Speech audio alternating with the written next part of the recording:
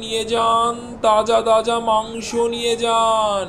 কম দামে ভালো মাংস, দেরি করলে আর পাবেন না। কম দামে ভালো জিনিস চাইলে তাড়াতাড়ি নিয়ে যান, নিয়ে যান, নিয়ে যান। তাজা তাজা মাংস নিয়ে যান, তাজা তাজা মাংস নিয়ে যান। এখন না এলে আর পাবেন না।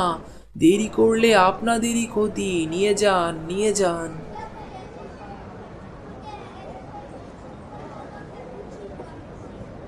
ভাই, মাংসের কেজি কত?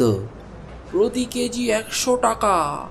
বলো কি গো, তোমার কাছে মাংসের এত কম দাম? হ্যাঁ ভাই, আমি কম দামেই মানুষকে মাংস দিতে ভালোবাসি, যাতে খেয়ে পরে তারা বাঁচতে পারে। আচ্ছা, তাহলে আমাকে 1 কেজি মাংস প্যাকেট করে দাও। হ্যাঁ ভাই, দিচ্ছি, একটু দাঁড়াও।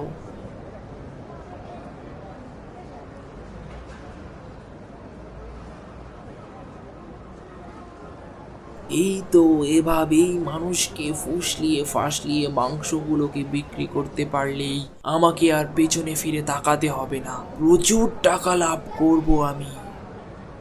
তো বাবা, মাংস কত করে দিচ্ছ? তাজা মাংস 180 টাকা প্রতি কেজি। তো কতটুকু দেবো আপনাকে?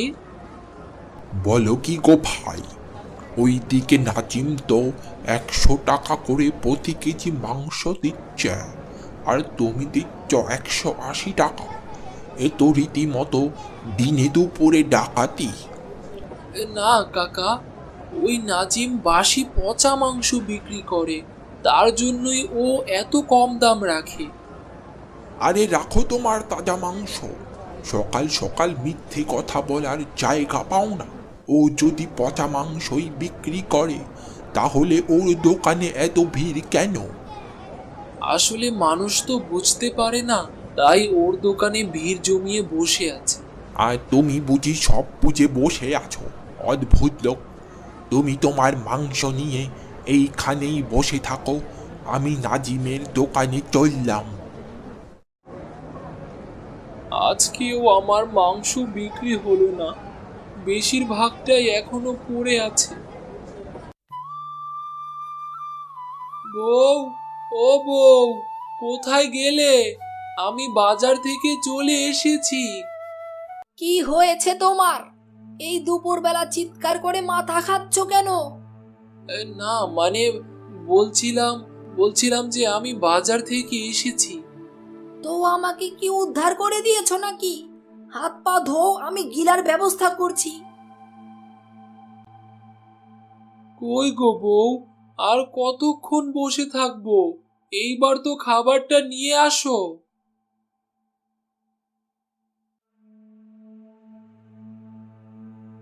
নাও গিলো, গিলে আমাকে উদ্ধার করো। এরকম করে বলছো কেন বউ? এরকম করে বলবো না তো কি রকম করে বলবো? তুমি কি কোনো রাজার বংশধর নাকি যে তোমাকে আমি আপনি আপনি করে কথা বলবো? রাজরাজার বংশধর না হলেও তোমার অভাব তো কিছু রাখিনি। উহ, নাটক দেখলে আর বাঁচা যায় না। আমার কোন অভাবটা পূরণ করেছো শুনি? বাজার থেকে মাংস বিক্রি করে যা টাকা রোজগার করে আনো, তাতে কোনো রকম টেনে টুনে সংসারটা চলে যায়। বেশিরভাগ মাংসই তো তোমাকে ফেলে দিতে হয়। তো কি করব বউ? বেঁচে যাওয়া মাংস রেখে দিলে তো এমনিতেই পচে যাবে, তখন তো সেই পচা মাংস এমনিতেই ফেলে দিতে হবে। কেন? নাজিম ভাই কি মাংসগুলোকে ফেলে দেয়? ও বেঁচে যাওয়া মাংস পরের দিন আবার বিক্রি করে, আর কত লাভ করে তুমি কি তা জানো? কিন্তু এটা করা কি ঠিক? তুমি বলো না, মানুষের সাথে বিশ্বাসঘাতকতা করলে একদিন না একদিন বিশ্বাসঘাতকতার ফল ঠিকই পাওয়া যায়। তোমার জ্ঞান শুনতে আমি এখানে আসিনি। তোমার জ্ঞান শুনে শুনে এত বছর কাটিয়ে দিলাম। এবার একটু বেশি ইনকামের ধান্দা করো তো দেখি, না হলে এই বউকে হারাবে বলে দিলাম। ঠিক আছে, পথে বেশি টাকা উপার্জন করছি ততক্ষণ আমি আর এই বাড়িতে ফিরবো না। এই আমি চললাম।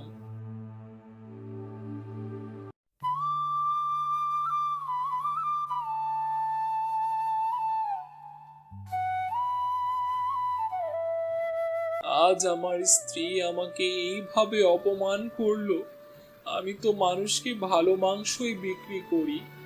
এই হাটে যদি সবাই পচা মাংস খেতে চায় তাহলে আমার ব্যবসা হবে কিভাবে?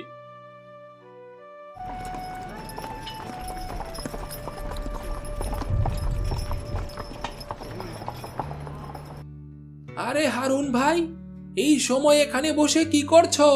সন্ধ্যা হয়ে গেল তো। আর বলো না ভাই, ঘরে স্ত্রীর সাথে ঝগড়া করে আমি সেই বাড়ি ছেড়ে চলে এসেছি। বলো কি গো, এখন তুমি যাবে কোথায়? যাবার তো কোনো জায়গা নাই ভাই। দেখি রাতটা এই জঙ্গলেই কাটিয়ে দিতে পারি কিনা। না না, এটা কেমন কথা? আমার বাড়ি থাকতে তুমি জঙ্গলে রাত কাটাবে কেন? আসো, তুমি এসে গরুর গাড়িটিতে বসে পড়ো। মুখ দেখে তো মনে হচ্ছে সকাল থেকে নাওয়া খাওয়া হয়নি। চলো, আমার সাথে চলো।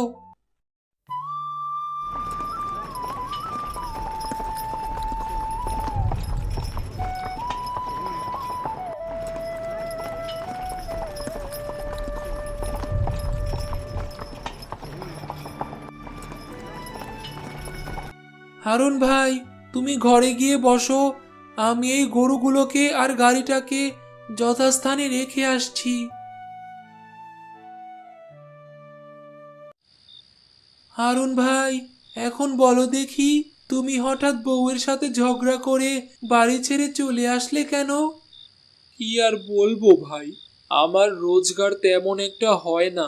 স্ত্রীর কোনো ইচ্ছেই আমি পূরণ করতে পারি না, তাই এই অশান্তি। কেন গো হারুন ভাই, তুমি তো অনেক সৎ ব্যবসায়ী, তোমার এরকম হাল হলো কিভাবে? আমি সৎ হলে কি হবে? ওই নাজিম আমাদের বাজারটাকে পচা মাংসের বাজার বানিয়ে দিয়েছে। মানুষকে কম দামে পচা মাংস খাইয়ে খাইয়ে অভ্যস্ত করে তুলেছে। আচ্ছা, বুঝতে পেরেছি। এর জন্যই গ্রামের মানুষেরা বেশি দাম দিয়ে ভালো জিনিস তোমার কাছ থেকে খেতে চায় না, এটাই তো? একদম ঠিক বলেছ। এখন কি করব আমি জানি না। তোমার কোনো চিন্তা করতে হবে না হারুন ভাই, কাল থেকে তুমি আমার সাথে রানীগঞ্জের বাজারে যাবে। রানীগঞ্জের বাজার? সেখানে কি আমি ব্যবসা করতে পারবো? আরে ভাই, আমার মতো একজন মানুষ যদি ওই বাজারে বইপত্র ওঠানামানোর কাজ সকাল থেকে সন্ধ্যা পর্যন্ত পায়, তাহলে তুমি ব্যবসা করতে পারবে না কেন? ওইখানকার মানুষ খাঁটি জিনিস খেতে খুব পছন্দ করে। ঠিক আছে, তাহলে আমি কাল থেকে তোমার সাথেই বাজারে যাব।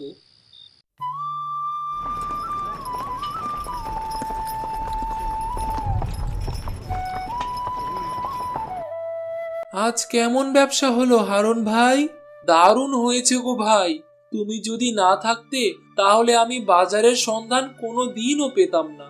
এখানকার মানুষ অনেক ভালো। হ্যাঁ, তোমাকে বললাম না, তুমি যদি তাদেরকে নির্ভেজাল জিনিস খাওয়াতে পারো তাহলেই ওরা তোমাকে মাথায় করে রাখবে। হ্যাঁ গো ভাই, এখানকার মানুষ ওইখানকার পচা মাংসের বাজারের মতো না। এরা ভালো জিনিস আর পচা জিনিসের পার্থক্য বোঝে। ঠিক আছে, এখন গরুর গাড়িতে উঠে বসো। আমারও আজকের কাজ শেষ হয়ে গেছে, চলো এবার বাড়ি ফিরতে হবে।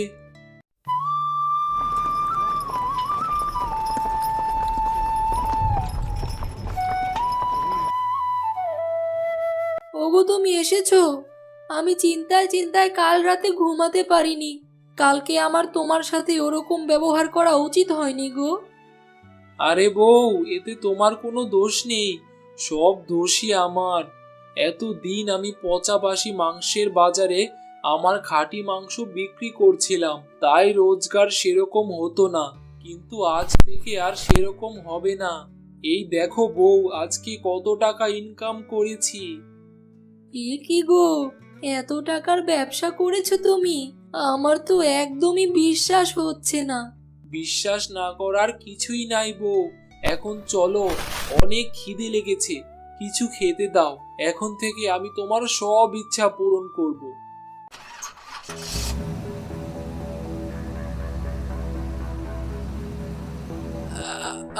আপনারা কারা ভাই? কতটুকু মাংস দেব বলুন? আমরা ফুড ইন্সপেক্টর ডিপার্টমেন্ট থেকে এসেছি। আমাদের কাছে খবর এসেছে আপনার দোকানে পচা মাংস বিক্রি হয়। না না ভাই, আপনারা এগুলো কি বলছেন? আমি এরকম কাজ করব কেন? এটা আমরা বুঝে নেব। এই মুহূর্তে আপনার মাংসের ওপর একটা কেমিক্যাল দেব। যদি আপনার মাংস ভালো হয় তাহলে সেটি কোনো রকম বিক্রিয়া করবে না, আর যদি খারাপ হয় তাহলে নীল বর্ণ ধারণ করবে।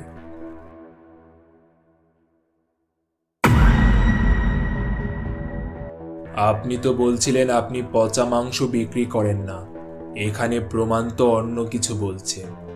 এই বাজারের মানুষকে পচা মাংস বিক্রি করার জন্য আপনাকে অ্যারেস্ট করা হলো।